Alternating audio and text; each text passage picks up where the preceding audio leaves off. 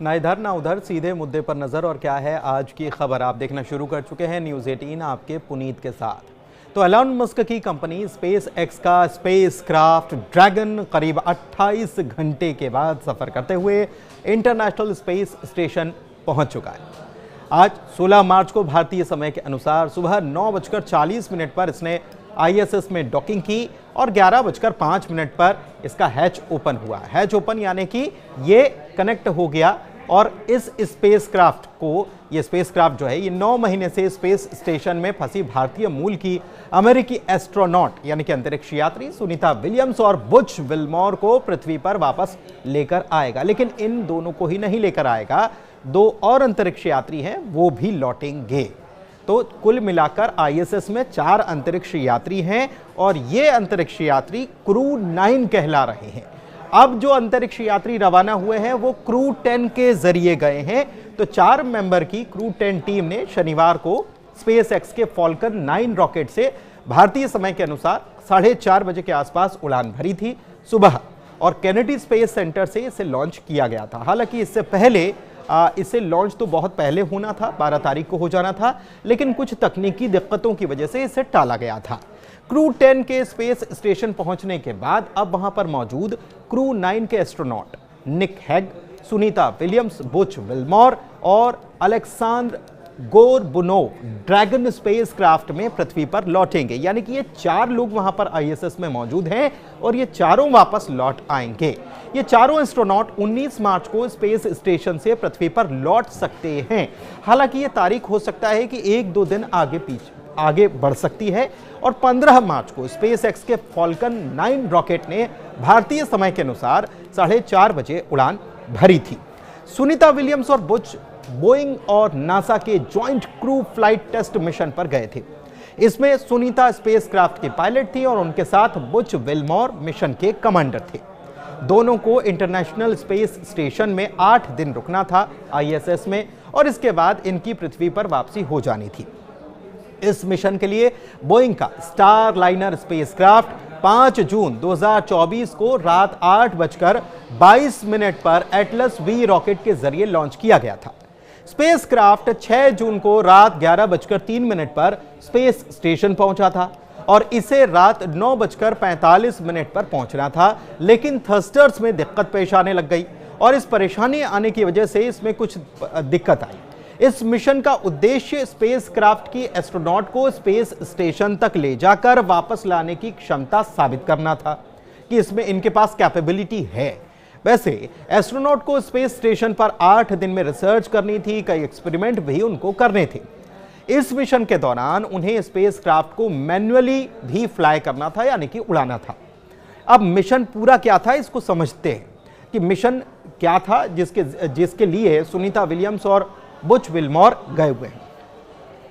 तो वो नासा का व्यावसायिक क्रू कार्यक्रम का एक हिस्सा है। दरअसल नासा का ये टारगेट है कि वो अमेरिका के निजी उद्योग के साथ साझेदारी में अमेरिका के अंतर्राष्ट्रीय अंतरिक्ष स्टेशन तक सुरक्षित, विश्वसनीय और कम लागत के मानव मिशन पर भेज सके, और इसी उद्देश्य से ये टेस्ट मिशन लॉन्च किया गया था।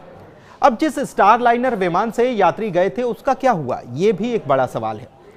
तो अंतरिक्ष स्टेशन के लिए स्टार लाइनर की उड़ान के दौरान अंतरिक्ष यान के कुछ थ्रस्टर्स जो थे उन्होंने जो उम्मीद की गई थी उसके हिसाब से प्रदर्शन नहीं किया, परफॉर्म नहीं किया।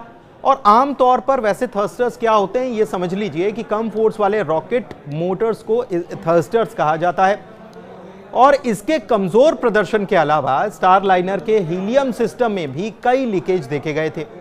जांच के बाद यह तय किया गया कि स्टार लाइनर को बिना क्रू के ही वापस धरती पर ले आया जाएगा, और 6 सितंबर 2024 को स्टार लाइनर को बिना क्रू के ही धरती पर वापस ले आया गया। क्रू 10 नासा के फ्लोरिडा स्थित केनेडी स्पेस सेंटर से स्पेस एक्स के फैल्कन 9 रॉकेट के जरिए ISS पहुंचा, यानी कि इंटरनेशनल स्पेस स्टेशन पहुंचा।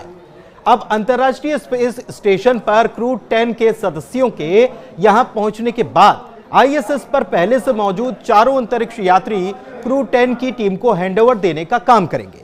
इस हैंडओवर की प्रक्रिया में 1 हफ्ते का वक्त लगेगा, यानी कि हमने इतने दिनों में क्या काम किया इसकी जानकारी अपने साथियों को साझा की जाएगी जो नए साथी आए हैं। इसके बाद सुनीता विलियम्स और उनके साथी धरती पर वापस लौट पाएंगे। आपको बता दें कि क्रू 10 मिशन के तहत नासा के कुल 4 अंतरिक्ष यात्री अंतरिक्ष स्टेशन पर पहुंचे, यानी कि ISS पर भेजे गए। इनमें कमांडर के तौर पर एन मैक्सलेन का नाम शामिल किया गया है और इसके अलावा निकोल आयर्स पायलट की भूमिका में है। जापानी अंतरिक्ष एजेंसी यानी जाक्सा के अंतरिक्ष यात्री तकुया ओनिशी मिशन स्पेशलिस्ट के तौर पर इस बेड़े में शामिल किए गए हैं, तो रूसी अंतरिक्ष यात्री किरिल पेस्कोव मिशन स्पेशलिस्ट के तौर पर यहां पर पहुंचेंगे। सुनीता और बुच विल्मोर सिर्फ 8 दिनों के लिए स्पेस स्टेशन गए थे, लेकिन अब उन्हें 274 दिनों से ज्यादा समय तक यहां पर रुकना पड़ा है। और इतने लंबे समय में कई बार एस्ट्रोनॉट्स को स्पेस के खतरनाक रेडिएशन, जीरो ग्रेविटी में रहने के प्रभाव जैसी समस्याएं होने का खतरा बहुत ज्यादा होता है। सुनीता और बुच विल्मोर को मनोवैज्ञानिक समस्याएं भी हो सकती हैं। सुनीता विलियम्स मार्च 2025 में अंतरिक्ष से वापस लौटेंगी, तो उन्हें पूरी तरह नॉर्मल होने में साल भर का वक्त भी लग सकता है। धरती पर लौटने के बाद दरअसल होता यह है कि एस्ट्रोनॉट्स के लिए सबसे बड़ा चैलेंज यह होता है कि शारीरिक और मानसिक तौर पर नॉर्मली अपने आप को लौटाना। यह इस बात पर यह तय होता है कि कितने समय तक वो अंतरिक्ष में रहे हैं। आप इसे ऐसे भी समझ सकते हैं कि अंतरिक्ष में तो ग्रेविटी होती नहीं, तो वहां पर अंतरिक्ष यात्री हवा में ही झूलते हुए या लहराते हुए नजर आते हैं। और जब वो पृथ्वी पर आते हैं तो उनकी वो आदतें जो वहां अंतरिक्ष में रहते हुए उनको हो गई है, वही आदतें उनको पृथ्वी पर बदलनी पड़ती हैं। जैसे कि चलना पड़ता है, लेकिन वहां तो चलना नहीं पड़ता, और ऐसे में दिमाग को वो सारे जो ऑर्डर्स हैं वो पहुंचाने में शारीरिक रूप से बड़ा समय लगता है। नासा के एस्ट्रोनॉट डगलस एच वीलॉक ने 189 दिन अंतरिक्ष में बिताए थे, और उन्होंने भी बताया है कि लंबे वक्त तक अंतरिक्ष में रहते हैं तो बॉडी में कई सारे फिजिकल चेंज आ जाते हैं। जीरो ग्रेविटी की वजह से हम यहां तक सोचने लगते हैं कि हमको तो पैरों की जरूरत ही नहीं है, क्योंकि आप उड़ते हैं वहां पर। ऐसे में वापसी होती है तो धरती के, पृथ्वी के वातावरण के हिसाब से खुद को ढालना बड़ा चैलेंजिंग हो जाता है। इसके लिए डॉक्टर्स और फिजिकल एक्सपर्ट से रिकवरी ट्रेनिंग भी लेनी पड़ती है। मांसपेशियों और हड्डियों को रिकवर करने के लिए कई महीनों तक एक्सरसाइज भी करना पड़ जाती है और साल भर लग जाता है। एस्ट्रोनॉट स्कॉट कैली भी बताते हैं कि उन्हें स्पेस से आने के बाद शारीरिक ताकत को बढ़ाने के लिए फिजिकल थेरेपी लेनी पड़ गई थी। आई पावर की प्रॉब्लम को भी ठीक करने के लिए उनको इलाज लेना पड़ा था।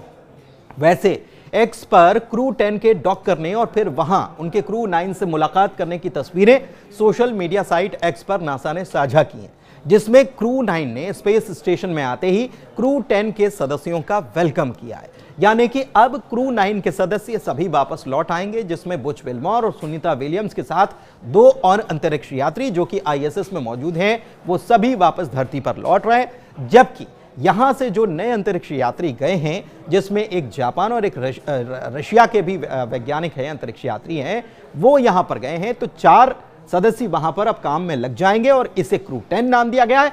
क्रू 9 वापस धरती पर लौटने वाला है, इंतजार कीजिए। धन्यवाद।